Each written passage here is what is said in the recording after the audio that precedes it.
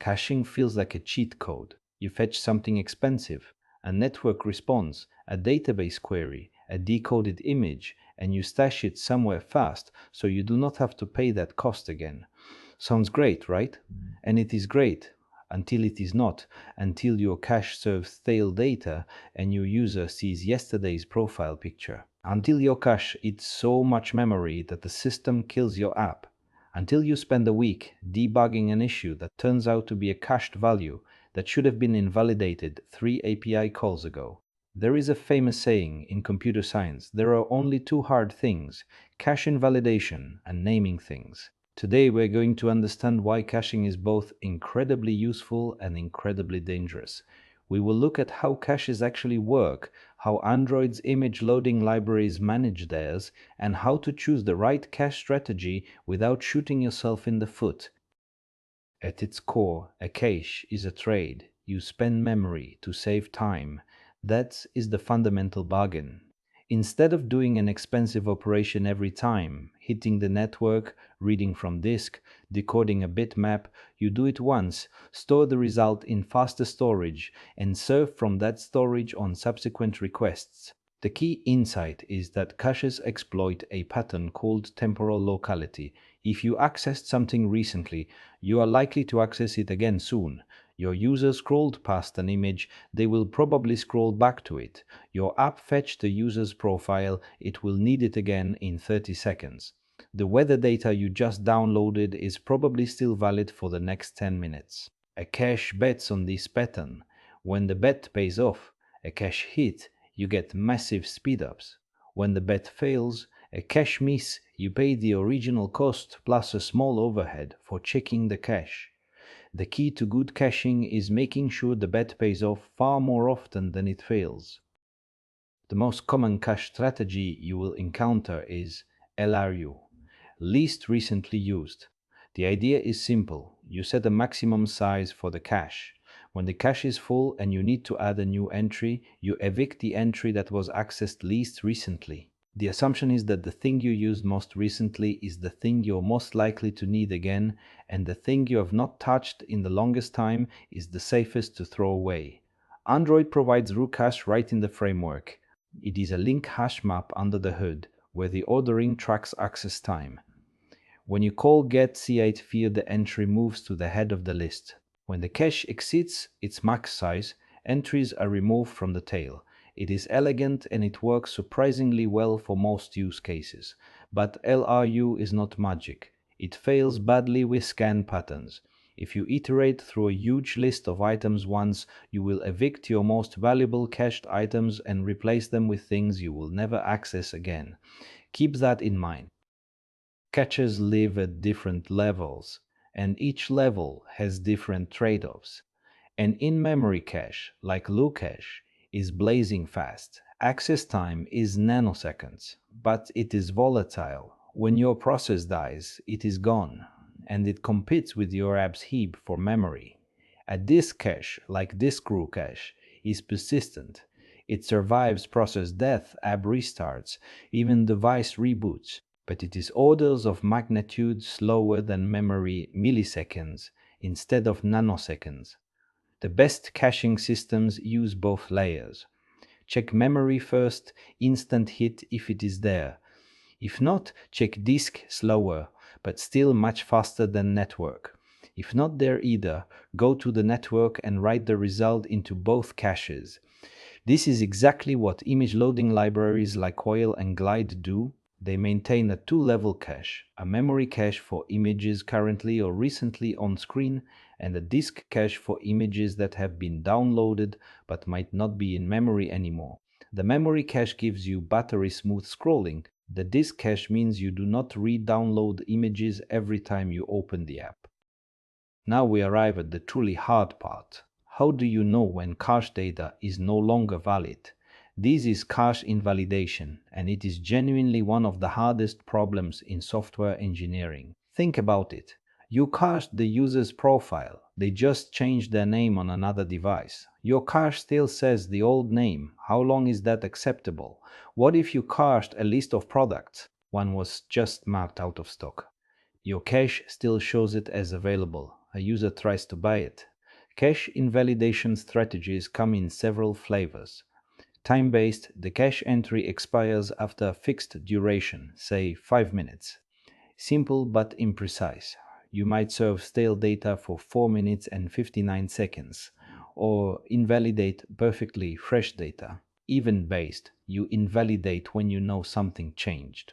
The user just edited their profile, so clear the profile cache. More precise but requires knowing all the events that affect your data. Version-based, each entry has a version or etag.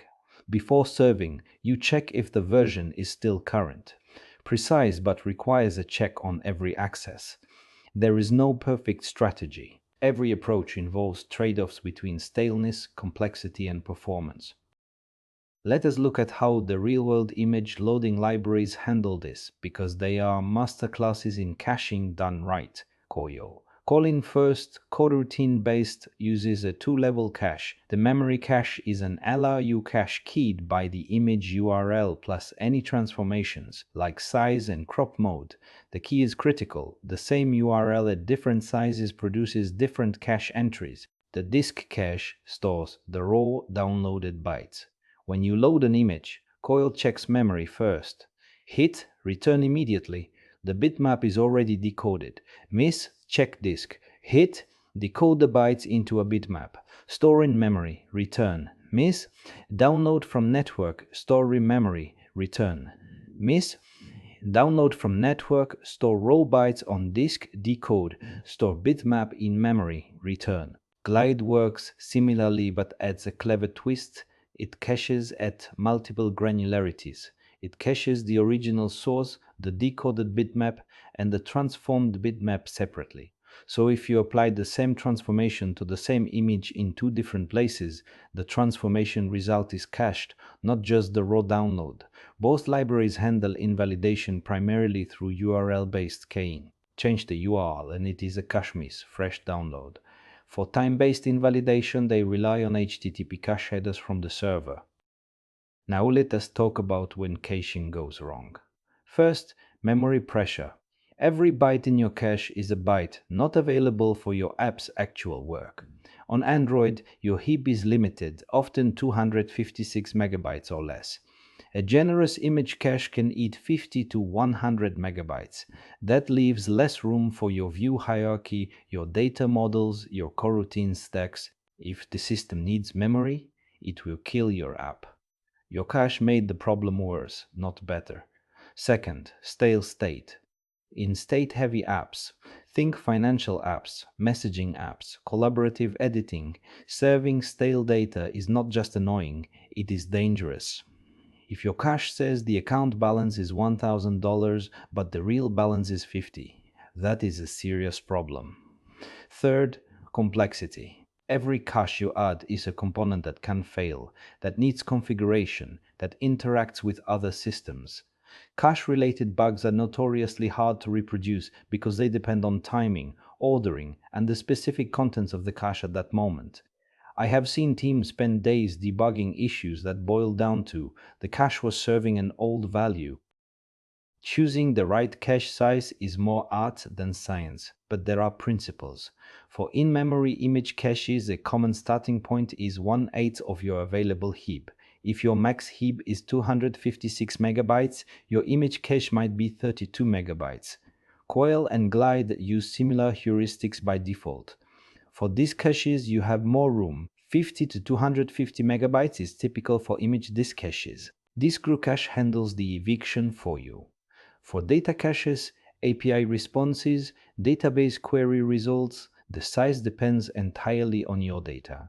A cache of user profiles might only need a few hundred entries. A cache of search results might need thousands. The key principle is measure, do not guess. Use Android Studio's memory profiler to see how much memory your cache actually consumes. Monitor your cache hit rate. If it is below 70%, your cache might be too small, or your access patterns might not benefit from caching at all. If your cache hit rate is above 95% and your cache is barely half full, you might be over-allocating. Two important disk caching systems you should understand. Disk row cache is the standard implementation used by most Android caching libraries. It stores entries as files on disk with a journal file that tracks the LRU ordering. The journal is the clever part. It is an append-only log of cache operations, so tracking access order is cheap on startup. It replaces the journal to reconstruct the LRU state. OKHTTP's cache is built on top of disk row cache and implements HTTP caching semantics automatically. When a server returns cache headers, cache control max age, etag, last modified, OKHTTP stores the response on disk. Subsequent requests check the cache. If the cached response is still fresh according to the headers, it is served directly, no network call at all. If it is stale, OKHTTP sends a conditional request with if non-match or if modified since. If the server responds with 304 not modified, the cached version is still good. This is beautiful because the server controls the invalidation policy. You do not have to guess when data expires. The server tells you. Let me give you some patterns that work well in production Android apps. First, the repository pattern with caching. Your repository checks the cache before hitting the network. If the cache has fresh data, return it immediately. If the cache is stale or empty, fetch from network. Update the cache is the stale or empty, fetch from network. Optionally, return the stale cached value immediately for instant UI display, then refresh in the background and update the UI when fresh data arrives. This is sometimes called stale while revalidate, and it gives you both speed and freshness. When the user logs in, prefetch and cache the data you know they will need: their profile, their recent items, their notification count. The first screen loads instantly. Third, cache scoping. Not everything should live in the same cache. Authentication tokens go in encrypted storage, not low cache. Image data goes in a memory plus disk cache. AP responses might go in a short-lived in-memory cache. Scope your caches to match the lifetime and sensitivity of the data. Finally, let me be direct about when you should not cache at all. Do not cache data that changes on every request: real-time prices, live scores, streaming data. The cache hit rate will be near zero and you are just wasting memory. Do not cache security-sensitive data in easily accessible caches. Tokens, passwords, personal data should go in encrypted shared preferences or the key store, not in an LRU cache that could be dumped in a heap analysis. Do not add a cache to fix a performance problem you have not measured. I have seen developers add caching layers speculatively, creating complex invalidation problems, when the actual bottleneck was something completely different, like a missing database index or an unoptimized query. Profile first, then cache if and only if the data shows that repeated expensive lookups are the bottleneck. Here's what we covered. A cache trades memory for speed. LRU is the most common eviction strategy. Two-level caches, memory plus disk, give you the best of both worlds. Cache invalidation is genuinely hard, with time-based, event-based, and version-based strategies, each having trade-offs. Coil and Glide implement sophisticated multi-level caching for images. Caching can hurt through memory pressure, stale data, and added complexity. Size your caches based on measurement, not guessing. OKHTTP's cache implements HTTP semantics automatically, and sometimes the best cache is no cache at all. In the next video, we are going to look at something every app does constantly but few developers think about: the hidden cost of strings, buffers, and copies. See you there.